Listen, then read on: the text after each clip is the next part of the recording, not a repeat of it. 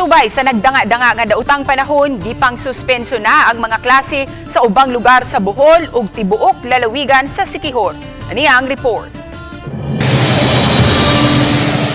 Nasinati karong adlaw ang lain nga panahon sa dakong bahin sa Bohol. Kalit-kalit nga hinay ngadto sa kusog nga pag-uwan ang nabatyagan sa mga bulanon.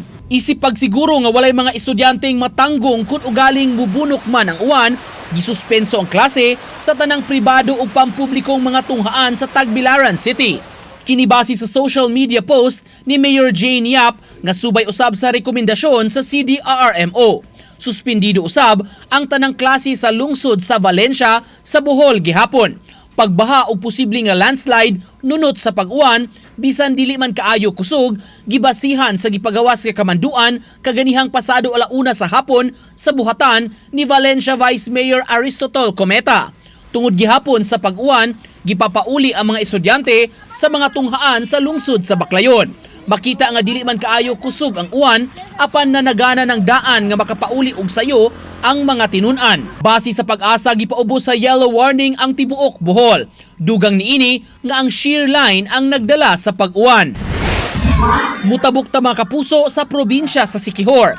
Ni pakanaog og kamanduan ang buhatan ni Governor Jake Villa pagkansilar sa tanang ang-ang sa klase sa tibuok lalawigan. Isip pagpangandam kini sa pagsulod sa daotang panahon, LPA man o bagyo ug ang posibleng epekto niini sama sa baha ug pagdahili sa yuta.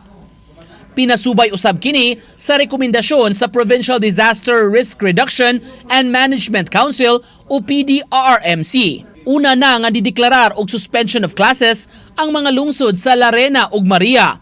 Ang mga dagkong tunghaan sa Campalanas Elementary ug National High School sa lungsod sa Lazi nagpahigayon lang og modular learning program alang sa mga bata. Mingaw na usab ang uban nga mga tunghaan. Uban ni Clans Gabutin, Nico Sereno, Balitang Bisdak.